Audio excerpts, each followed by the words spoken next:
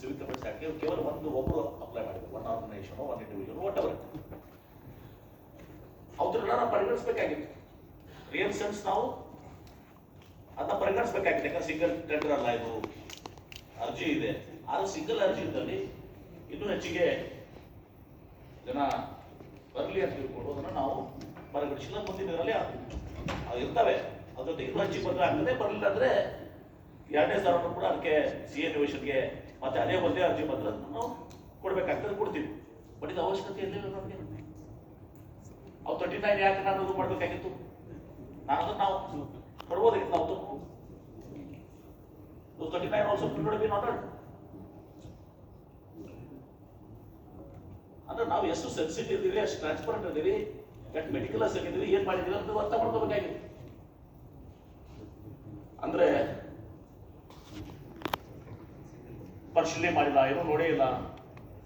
ಎಲ್ಲಿ ಮಟ್ಟಕ್ಕೆ ಹೋಗ್ತಾರಂದ್ರೆ ಒಂದು ನೋಡಿದ ನಿನ್ನೆ ಅದು ಪ್ರೆಸ್ ಎಲ್ಲ ಜೋರಾವರಿ ಸೈನ್ ಹಾಕ್ತಿರ.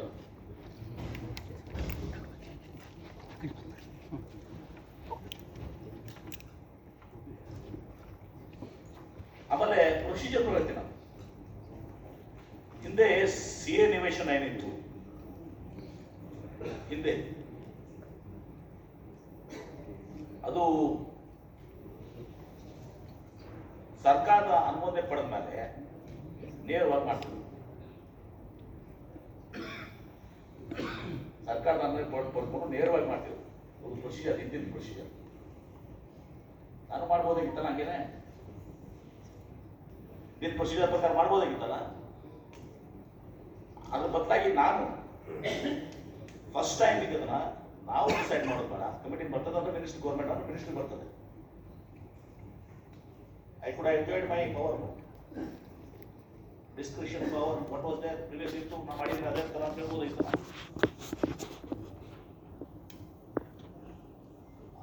ಅದನ್ನ ನಾನು ಈಗ ಸಲ ನಮ್ದು ಹೈಯೆಸ್ಟ್ ಕಮಿಟಿ SWCC ರಾಜ್ಯ ಮಟ್ಟದ ಸಮಿತಿಗೆ ಅದ್ರ ಮುಂದಿಟ್ಟು, ಅದ್ರ ಮುಂದೆ ಅಂದ್ರೆ CEO ಅವರು ಸ್ಕ್ರೂಟನೈಸ್ ಮಾಡ್ತಾರೆ. CEO ಕಮಿಟಿ ಅವರು ಸ್ಕ್ರೂಟನೈಸ್, ಅವರು ಡಿಸೈಡ್ ಮಾಡಲ್ಲ. ಕೆಲವು ಎಷ್ಟು ಅರ್ಜಿಗಳು ಕೊಟ್ಟಿದ್ದಾವೆ, ಅವ್ರು ದುಡ್ಡು ಕಟ್ಟಿದ್ದಾರೆ, ಇದು ರೆಲೆವೆಂಟ್ ಡಾಕ್ಯುಮೆಂಟ್ ಹಚ್ಚಿದ್ದಾರೆ, ಅದನ್ನ ಮಾಡಿ ಸ್ಕ್ರೂಟನಿ ಮಾಡಿ ಅವ್ರು ಯಾವುದೋ ರಿಕಮೆಂಡೇಶನ್ ಮಾಡಲ್ಲ. CEO ಅದು ಒಂದು ಹೇಳಿದಾರೆ, CO EC ಎಲ್ಲ ಅವರೇ ಮಾಡ್ತಿದ್ದಾರೆ. ಮಾಡಿದ್ರೆ ಆಸ್ ಇಟ್ ಈಸ್ ಸ್ಕ್ರೂಟನಿ ಮಾಡಿ ದುಡ್ಡು ಕಟ್ಟಿದ್ದಾರೆ, ಪೇಪರ್ಸ್ ರೆಲೆವೆಂಟ್ ಡಾಕ್ಯುಮೆಂಟ್ ಕೊಟ್ಟಿದ್ದಾರೆ, ಅದೆಲ್ಲ ಕೊಟ್ಟಿದ್ದಾರೆ ಅಂತ ನೋಡು. They place it before the SLS. CEO will not decide. Just place it before the as it in application. ಆದರೆ ಯಾವ್ಯಾವ ಸ್ಕ್ರೂಟನಿ ಮಾಡಿ ಆದರೆ ನಮ್ಮ ಮುಂದೆ ಇಡ್ತಾರೆ. ಆ ಕಮಿಟಿಯಲ್ಲಿ ನಿರ್ಧಾರ ಆಗ್ತದೆ.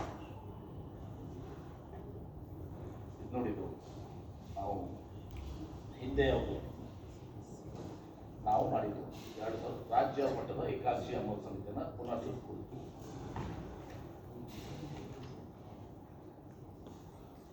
ಮುಂದೆ ಬಂದಿತ್ತು 2016 ಈ ಕಮಿಟಿ ಏನಿತ್ತು ಕೊಟ್ಟು ನಾವು ಮೊದಲೇ ಎಲ್ಲ SLS ಮಾಡಿದ್ದನ್ನು ಅನುಬಂಧ ಹತ್ತಕ್ಕೆ ಹಾಕಿದ್ದು. ಆಮೇಲೆ ಅವ್ರು ಇನ್ನೊಂದು ಕಡೆ ಹೇಳ್ತಾರೆ, ಸಂದರ್ಶನ ಯಾಕೆ ಮಾಡಿಲ್ಲ ಅಂತೇಳಿ. CA ನಿವೇಶನಗಳಿಗೆ ಪ್ಲೀಸ್ ಸ್ವಲ್ಪ ಅಮೌಂಟ್ ಕೊಟ್ಟರೆ activity I am supporting you. National media also very important because AICC president ಆದಮೇಲೆ ಅವರು national level channels also playing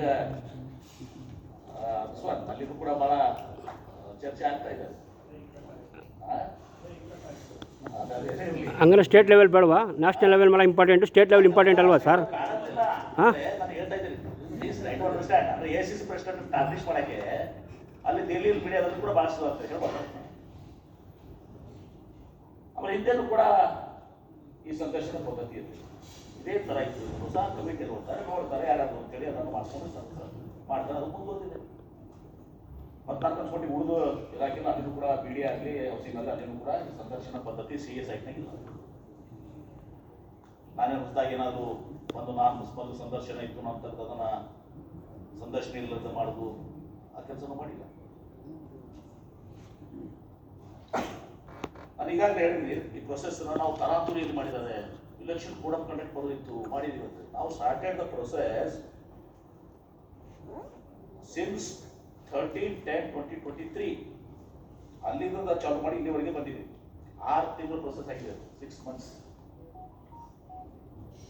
mister Narayana ಸ್ವಾಮಿ, ಇದು 6 ತಿಂಗಳಾಗಿದೆ. ತರಾತುರಿದಲ್ಲಿ ನೀವಿದ್ದೀರಿ. KCC ಅಧ್ಯಕ್ಷರನ್ನ ಅವ್ರ ಇಮೇಜ್ ಡಾಮಿನೇಟ್ ಮಾಡಕ್ಕೆ ನೀವು ತರಾತುರಿದಿದ್ದೀರಿ.